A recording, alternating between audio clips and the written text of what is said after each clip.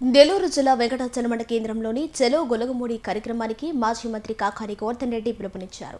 ఈ కార్యక్రమంలో మాజీ మంత్రి కాకాని గోవర్ధన్ రెడ్డి మాట్లాడుతూ సోమిరెడ్డి కుమారుడు అక్రమ దోపిడీకి అడ్డు అదుపు లేకుండా పోతుందని ఆయన ఎద్దేవా చేశారు. దానికి నిదర్శనం వెంకటాచలం మండలంలో గ్రావెల్, ఇసుక, కంకర్, బూడిదతో పాటు అనేక అసాంఘిక కార్యకలాపాలు కూడా పాల్పడుతున్నారని మాజీ మంత్రి కాకాని గోవర్ధన్ రెడ్డి అన్నారు. దానికి నిదర్శనం గొలగమూడి క్రాస్ రోడ్డు వద్ద ఉన్న పశువుల సంత. ఎటువంటి అనుమతులు లేకుండా సంత నిర్వహించడంలో సోమిరెడ్డి చేతివాటం కనపడుతోందని అన్నారు.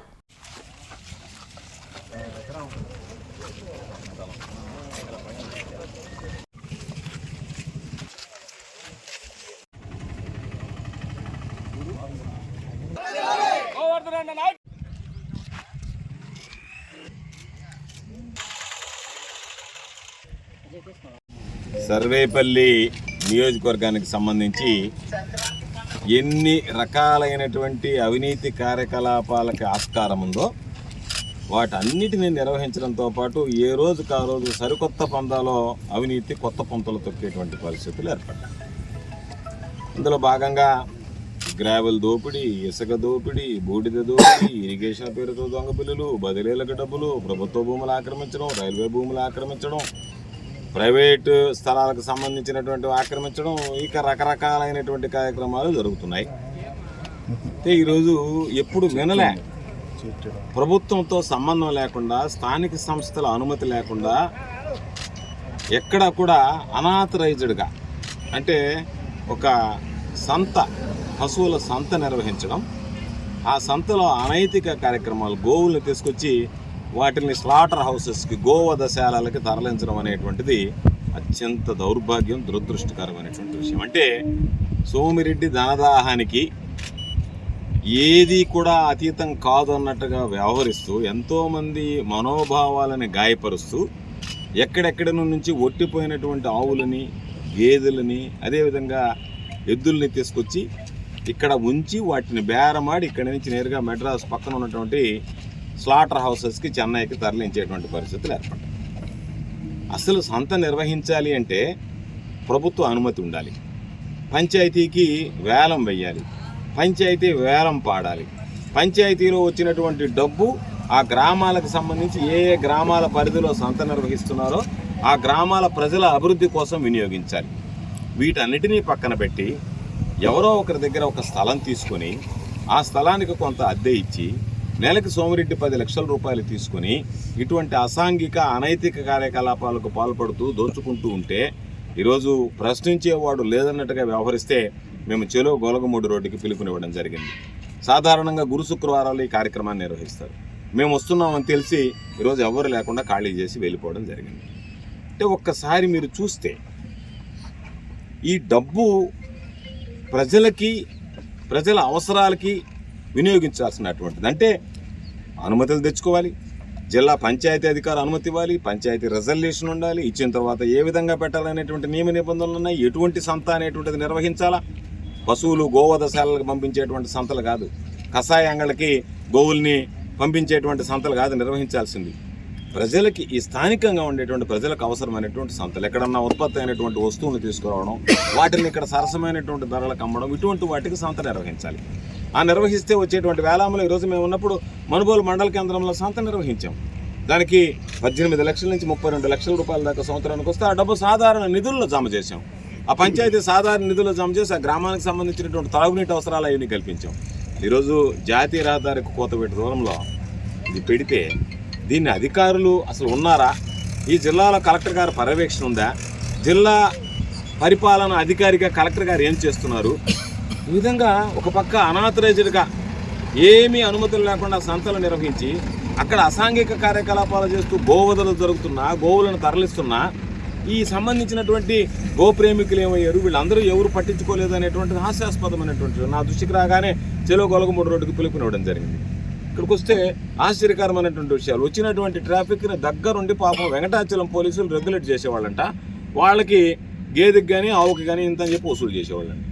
అంటే దొంగలు ఊళ్ళు పంచుకున్నట్టుగా ఎవరెవరు ఎంతెంత స్థాయిలో, అంటే పోలీసులు, రెవెన్యూ అధికారులు, పంచాయతీ అధికారులు అందరూ కుమ్మక్కై ఈరోజు ప్రజలకు సందాల్సినటువంటి ప్రజా సొమ్ముని మీరు దోచుకుంటూ సోమిరెడ్డికి అప్పచెప్తే ఈరోజు దానిలో కూడా కళ్ళు బయర్లు గమ్మేటువంటి విషయాలు బయటపడ్డాయి. చాలామంది ఫోన్ చేశారు. ఎందుకంటే సోమిరెడ్డి చేసేటువంటి అసాంఘిక కార్యకలాపాలకు తెలుగుదేశం వాళ్ళు చీకొట్టేటువంటి పరిస్థితి ఏర్పడింది. వాళ్ళు చెప్పారు 10 లక్షల రూపాయలు ఇస్తే 5 లక్షల రూపాయలు సోమిరెడ్డి జోబులోకి నేరుగా, 3 లక్షల రూపాయలు సోమిరెడ్డి కార్యాలయం తాలూకంట. అంటే ఆయన కొడుకు ఇస్తే ఆఫీసులో ఉండే జీత బచ్చాలు ఆయన పాపం ఆయన పేదవాడైపోయి కార్యక్రమాన్ని నిర్వహించడానికి గోవులను చంపినటువంటి డబ్బుతో వచ్చేటువంటి దాంతో ఆయన ఆఫీసు నడుపుకున్నాడు. 2 లక్షల రూపాయలు కార్యకర్తలకు. ఆ కార్యకర్తలకు ఇచ్చేటువంటి డబ్బులో కూడా ఒక భర్త చనిపోయినటువంటి విధవరాలు పేరు రాసి నెలకి 25,000 రూపాయల చొప్పున. దరిద్రులారా, ఆ 25,000 రూపాయలు మీరు తినేయడానికి మీకు మనసు ఎలా వచ్చింది అని చెప్పి నేను అడుగుతాను. అంటే ప్రతి దానిలో మీరు చేసేటువంటి ప్రతి పనిలో నువ్వు ఏ విధంగా అయితే ప్రజల సొమ్ము దోచుకుంటున్నావో, ప్రజల పేరుతో నువ్వు ఏ విధంగా అయితే దోపిడీకి పాల్పడుతున్నావో, నీ కింద ఉండేటువంటి వాళ్ళు నీకు అబద్ధాలు చెప్పి పాపం అమాయకుల పేరుతో ఈరోజు డబ్బులు వసూలు చేసేటువంటి పరిస్థితి. ఇప్పుడు నువ్వు విధవరాల పేరుతో నీ దగ్గర లెక్క రాసి నువ్వు ఇచ్చినటువంటి ఆ 2 లక్షల రూపాయలు ఏదైతే ఎంగుల మీదులు ఎసిగిరేసావో పాపం దానిలో కూడా మీ వాళ్ళు చిలక్కొట్టిన వ్యవహారం చేశారనంటే నువ్వు నీ ఆఫీసు నీ కార్యక్రమాలు ఏ విధంగా ఉన్నాయనేటువంటి దానికి ఇది ఒక ఉదాహరణ. కాబట్టి ఈరోజు మీరు ఎత్తేసాం అయిపోయిందంటే తప్పు చేసిన తర్వాత మేము తప్పు మానేసామంటే కుదరదు. కాబట్టి జిల్లా కలెక్టర్ గారికి కూడా మేము ఖచ్చితంగా దీనికి సంబంధించి ఫిర్యాదు చేస్తాం, ఎస్పీ గారికి ఫిర్యాదు చేస్తాం, పంచాయతీ అధికారులకు ఫిర్యాదు చేస్తాం.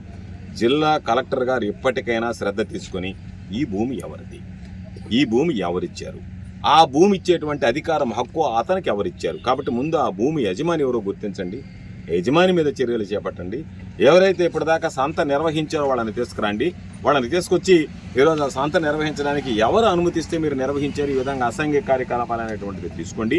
ఇక్కడ నుంచి గోవులను ఎక్కడికి తరలించారో వెరిఫై చేయండి. ఎన్ని గోవులు ఇక్కడి నుంచి తరలిపోయే ఒకసారి మీరు వీటి మీద పూర్తి స్థాయి విచారణ జరిపి ప్రజలకు వాస్తవాలు తెలియజేయాల్సినటువంటి అవసరం ఉంది.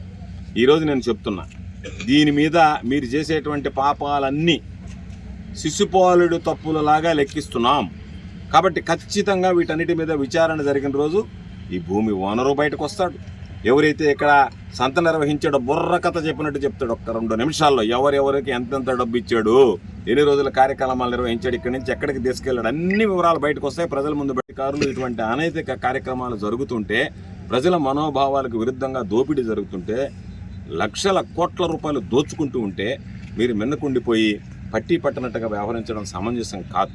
ఇది నిజంగా ప్రజలందరూ కూడా ఆవేదన చెందుతున్నారు. ఈరోజు ఎంత బాధపడుతున్నారనంటే మీ నాయకులకి బలిచి కొవ్వెక్కి అహంకారంతో వ్యవహరిస్తున్నారు. ఏదంటే ఇష్టారీతిగా వ్యవహరిస్తున్నారు ఈరోజు. దానికి కారణం ఏంటి? ఏమున్నా అధికారం మాకుంది, మేమేమి చేసినా పోలీసులు మాకు ఒత్తాస పలుకుతారు, మేమేమైతే కార్యక్రమాలు చేసినా పోలీసులు లేదు, వాళ్ళ దాంట్లో పాత్ర లేదు అన్నట్టుగా మమ్మల్ని రక్షిస్తారనేటువంటి ధైర్యం ఉంది. కాబట్టి ఈరోజు వ్యవహారం మీ ఇష్ట ప్రకారం అహంకారంతో వ్యవహరించేటువంటి పరిస్థితులు ఏర్పడ్డాయి. పరిధులు దాటి వయసులతో సంబంధం లేకుండా మీరు ఇష్టానుపరంగా ఏదో చెప్పినట్టుగా అచ్చేసినటువంటి ఆంబూతుల్లాగా వ్యవహరించేటువంటి పరిస్థితి ఏర్పడింది. కాబట్టి ఖచ్చితంగా ఈ జిల్లాలో కానీ ఈ నియోజకవర్గంలో కానీ ఎక్కడైనా ఒక అనైతిక అసంఘ కార్యకలాపాలు జరిగితే ఖచ్చితంగా వాటిని ప్రశ్నిస్తాం, ఎదుర్కొంటాం, వాచ్మెన్ డ్యూటీ చేస్తాం, అధికారం ఉన్నా లేకున్నా ప్రజల పక్షాన నిలబడతాం. ఈరోజు ఎంతోమంది మాకు ఫిర్యాదు చేస్తే వెంటనే దానికి సంబంధించి చలో గొలగమూడు రోడ్డు కార్యక్రమానికి పిలుపునిచ్చాం. ఈరోజు వచ్చేటప్పటికి పూర్తిగా క్లీన్ చేసి ఏం లేనట్టుగా ఉన్నారు. చుట్టూ చూడు ఎంత బ్రహ్మాండంగా పాపం ఏదన్నా మన ఎగ్జిబిషన్లో కట్టినట్టుగా చుట్టూ డేరాలు, దానికి అవసరమైనటువంటి ఏర్పాట్లు ఏదో దొంగతనంగా జరిగింది కాదు, దొరతనంగా. ఈరోజు హైవేకి కోతవేట దూరంలో పోలీసులు ఏం చేస్తున్నారంటే పోలీసుల కమిషన్, నేను అదే అడిగా, పోలీసులు ఏం చేస్తున్నారంటే పోలీసుల కమిషన్ ట్రాఫిక్ రెగ్యులేట్ చేసేవాళ్ళు అండి. పాపం కానిస్టేబుల్ వచ్చి ఇక్కడికి జాగ్రత్తగా ఒకరానికి ఒకరు బాగుండే అని. పవిత్రమైనటువంటి కోతవేట దూరంలో వెంకయ్య స్వామి దేవాలయం, భగవాన్ వెంకయ్య స్వామి దేవాలయం ఉంది. ఆర్చి పక్కననే గోవులకు సంబంధించి వధించేటువంటి సంత ఏర్పాటు చేశారంటే మీరు పాపం ఆయన కనీసం భయం ఉందా, మీకు భక్తి ఉందా? చంద్రబాబు నాయుడు గారికి ఏ విధంగా అయితే భయము భక్తి లేదో దేవుడు అంటే, ఈరోజు ఏదైతే మనం బీఆర్ నాయుడు వ్యవహారంలో చూస్తున్నామో అదేవిధంగా వీళ్ళ భయము లేదు, భక్తి లేదు, బరి తెగించి ఆ దేవుడు ఏం చేస్తాడో మనం దోచుకుంటుంటూ చూస్తుంటాడు అనేటువంటి ధోరణికి వచ్చేసారు తప్ప ఎవరు ప్రజలను చూసి భయపడలేదు, దేవుడంటే భయం లేదు. చివరికి చూస్తే కాకుటూరుకి సంబంధించినటువంటి శివాలయ భూములు తీసుకెళ్ళామంటే దానికి పాపం ఒక మాట చెప్పాడు, నేను ₹1 కోటి శివుడు ముందు నుంచి చెప్తున్నా ₹1 అమ్మలేదన్నావు. 1,10,000 అమ్మావా, 1,20,000 అమ్మావా, 1,25,000 అమ్మావా? అసలు దానికి సంబంధించి వేసినటువంటి లేఅవుట్ ఎవడైతే వేసాడో ఆ లేఅవుట్ వాడు ఆ భూమి శివాలయం భూమి ఆక్రమించి ఏదైతే అక్కడ సిమెంట్ రోడ్డు వేసాడో నాకు ఆ లేఅవుట్ వేసినటువంటి వాడు శివుడి ముందు నిలబడవు, చెప్పావు కదా, శివుడి ముందు నిలబడు, ₹1,00,00,000 నేను అమ్మలేదన్నావు కదా, అదే శివుడి ముందు నిలబడు, లేదా శివుడి పేరుతో చెప్పు, అయ్యా నేను తీసుకోలేదు అనేటువంటి మాట మాట్లాడు. అవన్నీ పక్కన పెట్టి ఈరోజు ఆ భూమి ఏదైతే శివాలయం భూమి ఆక్రమించుకున్నారో వాడి దగ్గర నువ్వు డబ్బులు కొట్టేసి నేను అమ్మలేదని సాంకేతిక పరంగా మాట్లాడుతున్నాడు, ఆయన టెక్నికల్గా మాట్లాడుతున్నాడు, ప్రాక్టికల్గా మాట్లాడటంలే. కాబట్టి సోమిరెడ్డి అనేటువంటి వాడు అవినీతిలో పుట్టి అవినీతిలో పెరిగి అవినీతిలో మునిగి తేలేటువంటి వ్యక్తి. కాబట్టి ప్రజలు చీకొడుతున్నారు. ఆయన ఏదో మాట్లాడతాడు సంస్కారాన్ని గురించి. సంస్కారం కలిగినటువంటి వాడు ఎవడైనా అనాథరైజ్డ్గా ప్రజలకు చెందాల్సినటువంటి డబ్బును దోచుకుంటూ గోవదల లాంటి కార్యక్రమాలకు పాల్పడేటువంటి వాడు సంస్కారవంతుడా సంస్కారహీనుడా అనేటువంటిది సర్వేపల్లి ప్రజలకు గుర్తిస్తారని చెప్పి ఈ సందర్భంగా తెలియజేస్తూ గోవులను రక్షించుకోవాలి, ఇటువంటి అసాంఘిక కార్యకలాపాలను అడ్డుకోవాలి, ప్రజా సొమ్ము దోచుకునేటువంటి వాళ్ళని ప్రశ్నించాలి.